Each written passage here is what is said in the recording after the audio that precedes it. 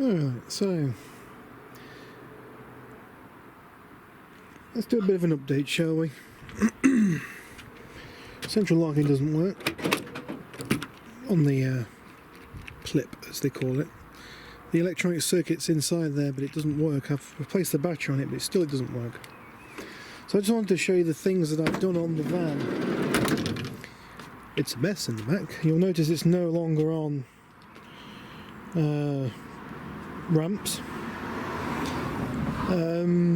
Fuel tank is back on. It took some doing, but the fuel tank is on. Let's have a look underneath, shall we? Oh, let me get down.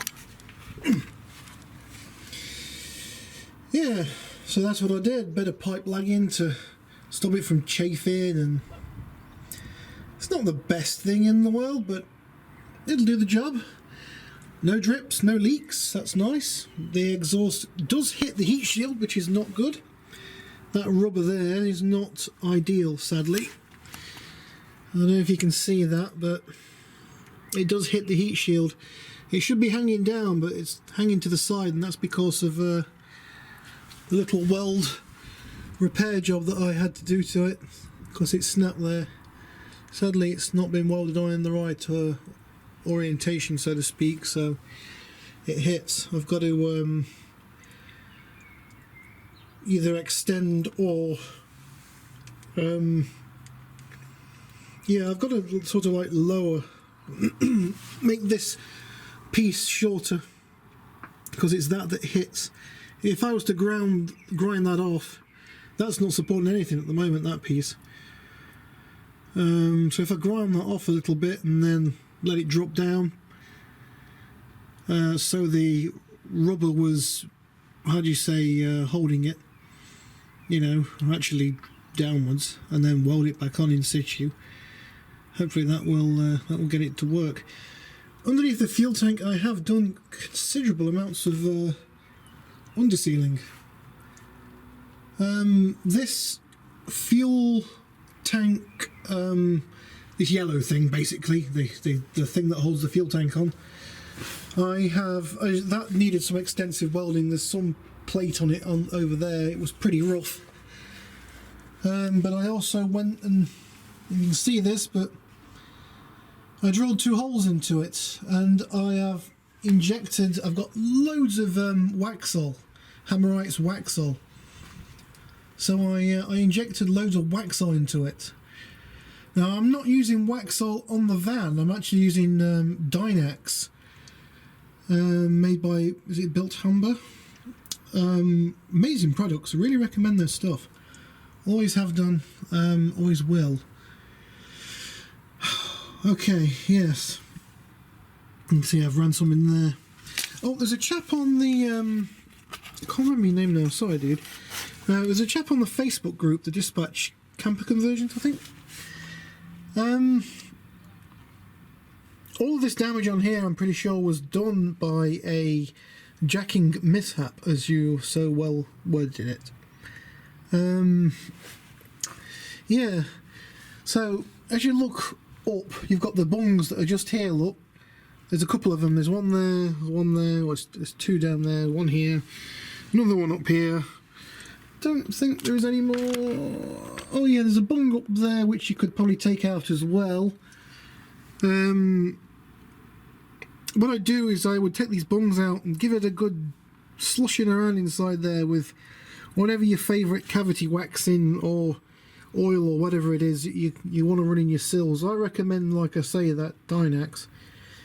But you could use Waxol if you want. That's pretty good stuff. I mean, it's thick. If you heat it up before you put it in, and I mean heat it up, should work great. Just make sure you put something underneath it so you can catch all the bits that drain out. I recommend using a fuel pump out of a car fuel tank. Sounds crazy, right? But believe me, it works rather well. I did that on my the Fiat Panda that I just sold, actually. Yeah, and it injects cavity wax into the cavities with such a force that it actually went all the way up the B pillar and sprayed onto the roof of the car, through the B pillar, all the way up it. From the sill all the way up. And that's the kind of level of rust proofing that I want on this van, and it's the kind that's going to get done when this welding gets done. Now you can see inside there, I'm pretty sure that inside here there should be 3 skins, and as you can see, the side to your left is, well, there's no skin there at all inside it, and to the right it's also gone inside. You can see where it should be. Look, there's a bit of a skin up there, but yeah, it's disappeared. This bit here is actually the jacking point. That's where the jack's supposed to go to. That's the strongest part. That's where you should jack onto, but a lot of people don't. Now inside you have got that piece of metal there. It comes up, across, and then back down, I do believe, somewhere. Whatever. Citroen, and I'm guessing Fiat and Peugeot, they happily leave that hole right there, and that hole leads into the middle of that box section. I recommend squirting a lot of Dynex or your favourite cavity wax straight into that hole. It would work quite well, save you a lot of hassle in the future. Now you see, I never put any Waxol in that one because the Dynex tin comes with a nozzle, and it runs right up the sill.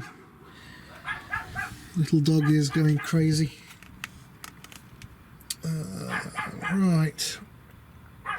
Basically, wherever there was a hole in the bottom of this thing, I was sticking the pipe in there and just spraying it in. This Dynex, like I say, is good stuff. I don't know if I've ever showed you guys what it looks like. Sorry, I'm making all these noises. I sound like an old person. I'm not really that old, I'm only 31. But very soon to be 32. This is Dynex. Dynex S50. Good stuff. Now this Dynex S50, if I can find... I've got tins of it everywhere, look. I brought loads of the stuff. It is good stuff.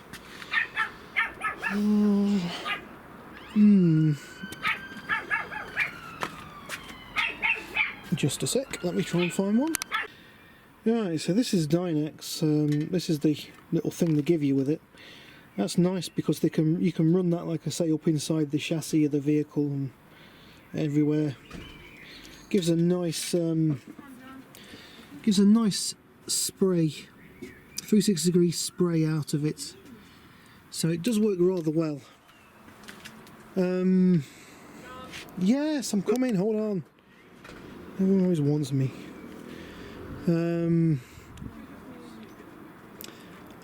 So yes, the seats are in, as you can see. I've got them all good and working. They all fixed down, nice and flush. Lots of stuff on the previous videos about those seats. That's also going to be my bed, as you can see. It's nice and flat, 60 centimeters tall, same height as my worktop, which is cool. So it could be utilised as extra bed space, or just a table next to me bed, whatever. There's going to be a board that lays across that, telescopic kind of board kind of thing, which I'm going to probably fix to the wall, maybe. We'll see. Not got that far yet. Got my roof vent on. Nice low profile roof vent. That'll be for when I get the roof rack for this thing. Dash wiring is a bit of a pain in the arse on this thing. I've actually got a bit of a problem with the radio at the moment. The fuse gives power to the radio, but the radio doesn't receive any of that power.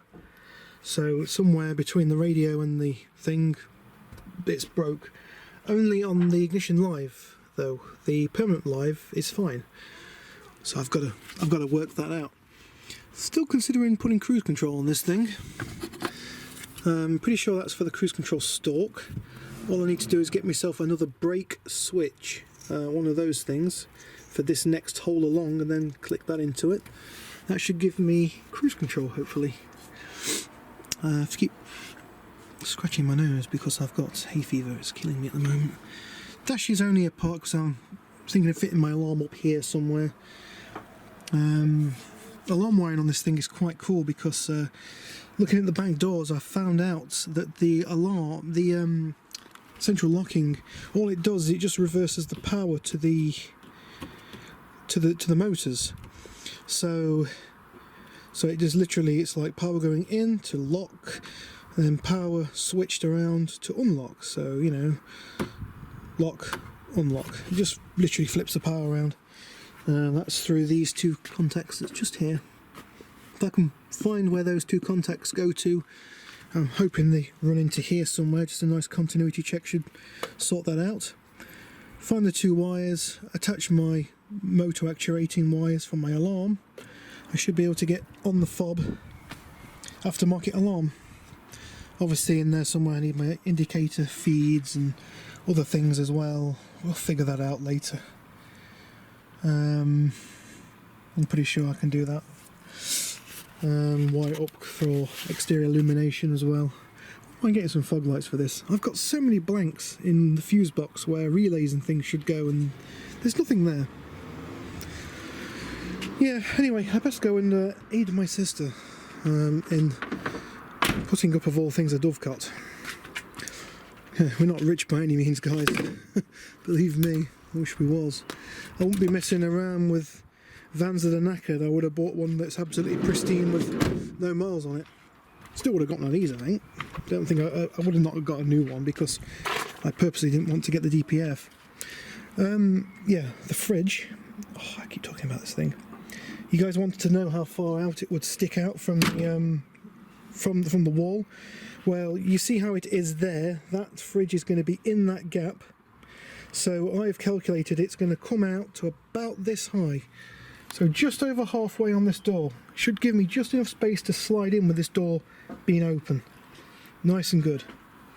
So, okay. Thank you very much for watching, and I'll catch you on the next video.